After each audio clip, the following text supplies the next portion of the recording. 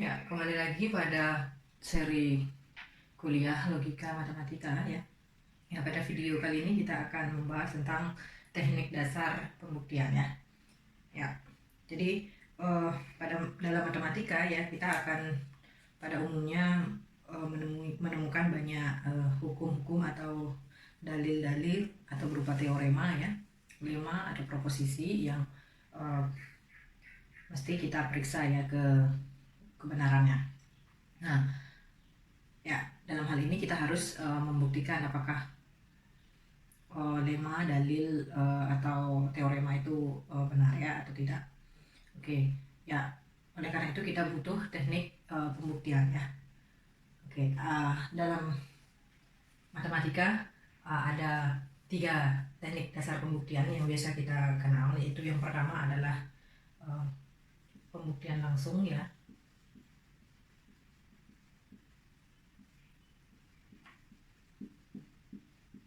Kemudian yang kedua adalah pembuktian tak langsung. Dan yang ketiga ada yang namanya induksi matematika ya.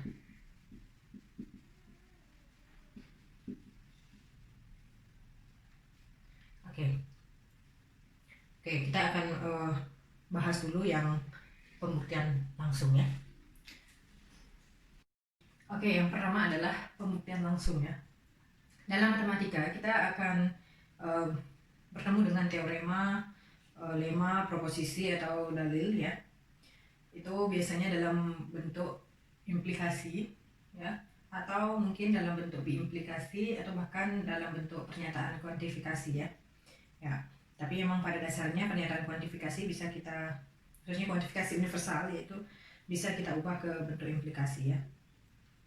Ya, dalam pembuktian kita harus tahu ya apa yang kita miliki dan apa yang akan kita buktikan ya. Ya, itu yang pertama.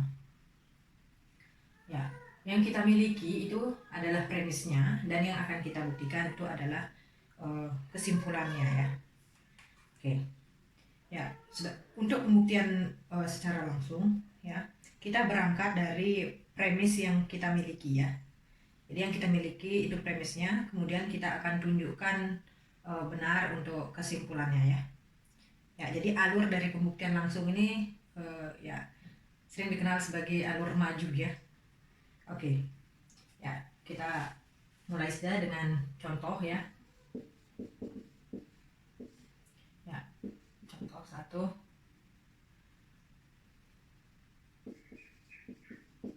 Misalkan A, B, C ini adalah bilangan-bilangan bulat ya.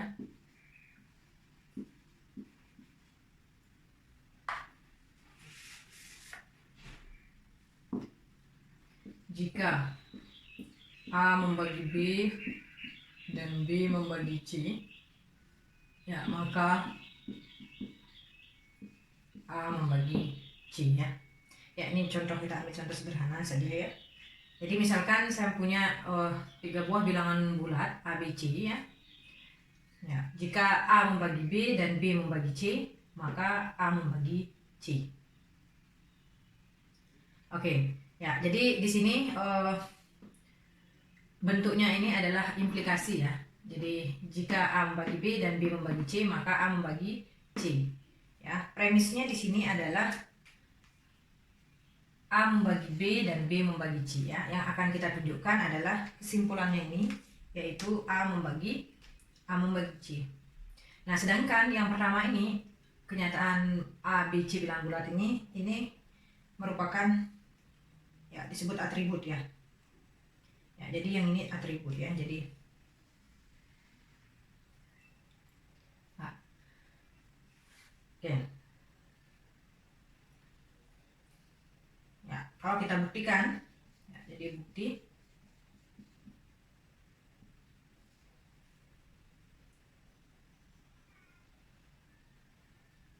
jadi yang kita punya adalah selain premisnya di sini kita punya juga atributnya ya. Jadi misalkan A, B, C bilangan bulat, dan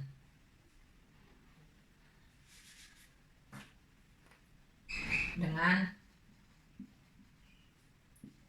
A membagi B dan B membagi C ya.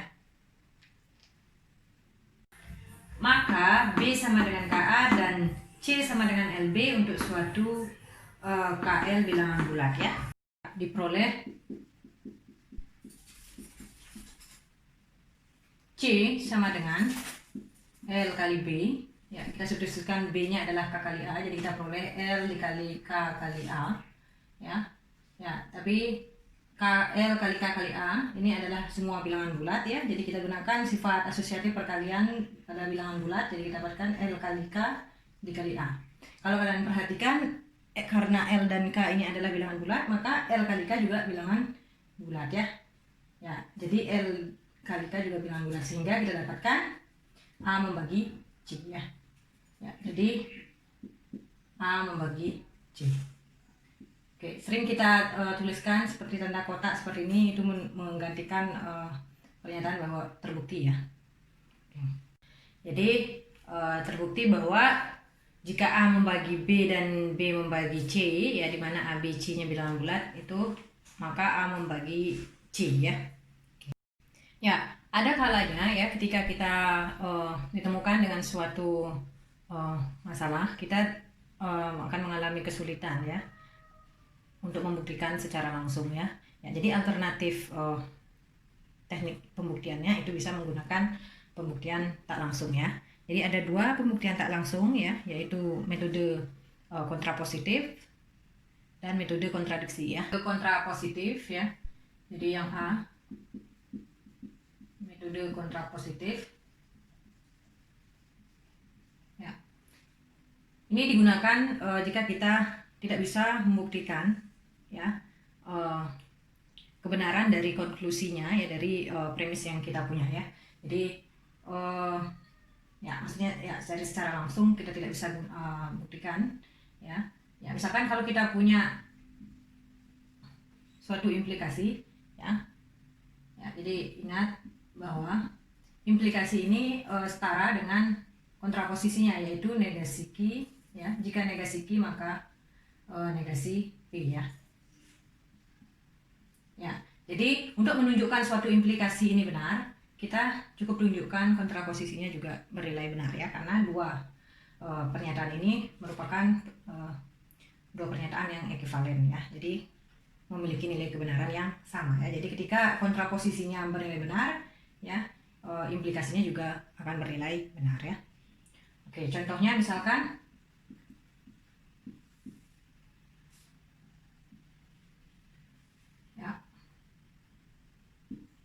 jika A kuadrat adalah bilangan genap,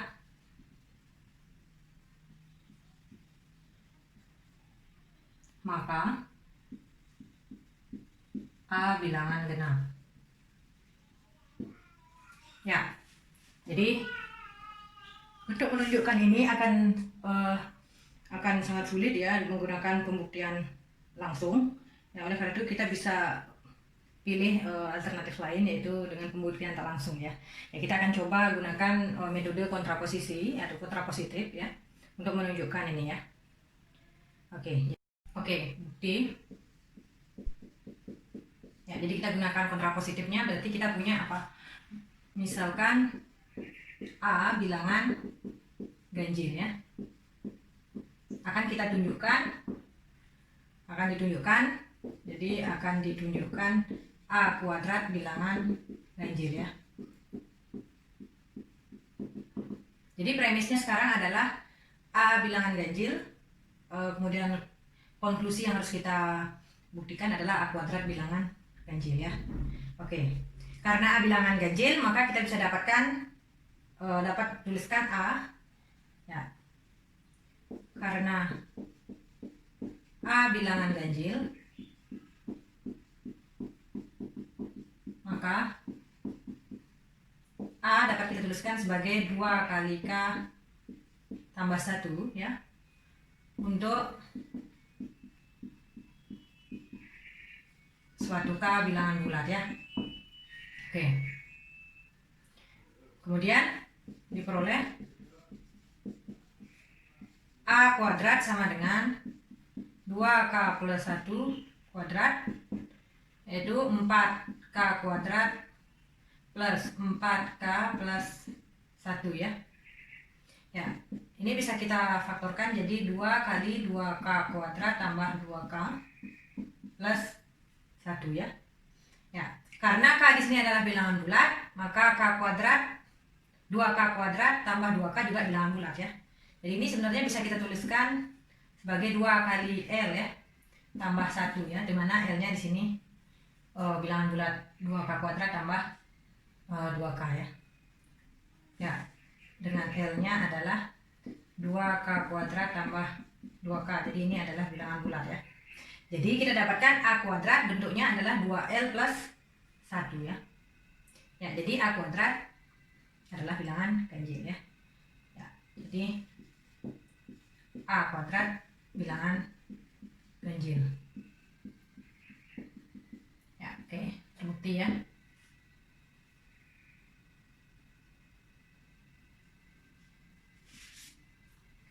Oke.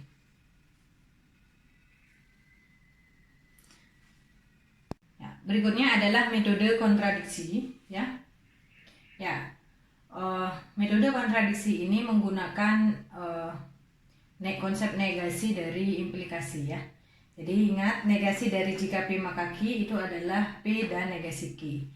Ya, metode ini kita akan diawali dengan menggunakan ya, mengandaikan negasi dari konklusinya, yaitu negasi dari Q itu bernilai benar ya. Kemudian akan diolah bersama-sama dengan P ya, premisnya, sampai menghasilkan suatu yang bertentangan ya atau kontradiktif dengan asumsi-asumsi yang ada atau mungkin dengan kenyataan-kenyataan yang umum kita kenal ya.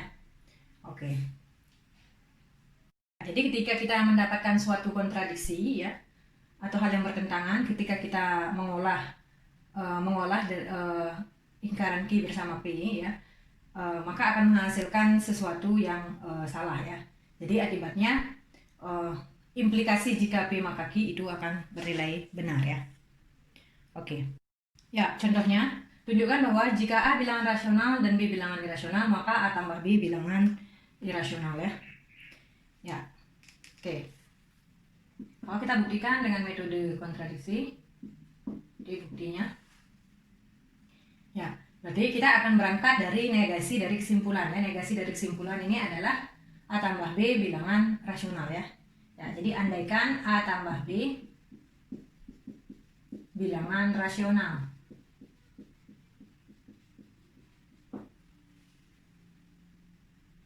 Oke.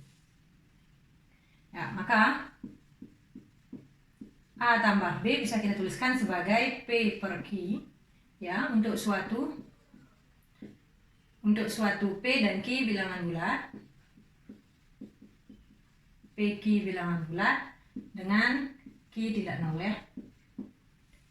Ya, di sisi lain kita punya A bilangan rasional ya. Ya. Karena A bilangan rasional, maka A juga bisa kita tuliskan sebagai R per S ya, untuk suatu R, S bilangan bulat dan S tak nol ya. Ya, sehingga diperoleh dari sini B itu akan sama dengan P per Q dikurangi A ya. P per Q kurangi A, A-nya adalah R min S. Ya, atau sama dengan PS min RQ per QS. Ya, tapi kita punya PQRS ini semuanya bilangan bulat ya. Sehingga P kali S dikurangi R kali Q itu bilangan bulat. Begitu juga Q dan S ini adalah bilangan bulat tak nol ya, sehingga Q kali S juga merupakan bilangan bulat tak nol ya. Ya, sehingga dari sini kita dapatkan B-nya juga merupakan bilangan rasional ya. Ya, jadi B-nya di sini kita dapatkan bilangan rasional. Jadi B B adalah anggota dari himpunan bilangan rasional ya. Ya, jadi hal ini bertentangan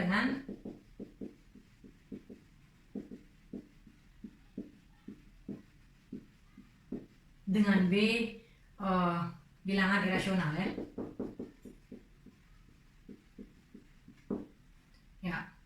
Ya, sehingga pengandaian kita itu pengandaian yang mengatakan bahwa A tambah B bilangan rasional itu salah ya.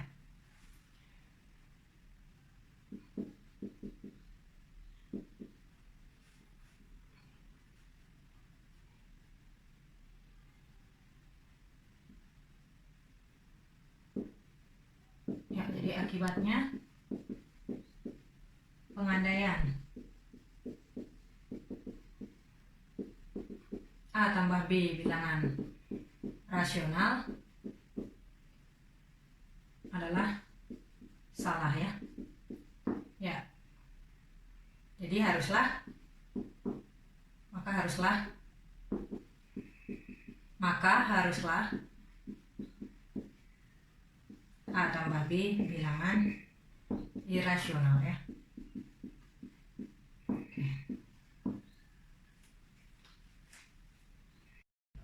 Ya, berikutnya adalah induksi matematika ya. Jadi biasanya prinsip induksi matematika ini sering digunakan dalam pembuktian pernyataan yang terkait dengan himpunan bilangan asli ya.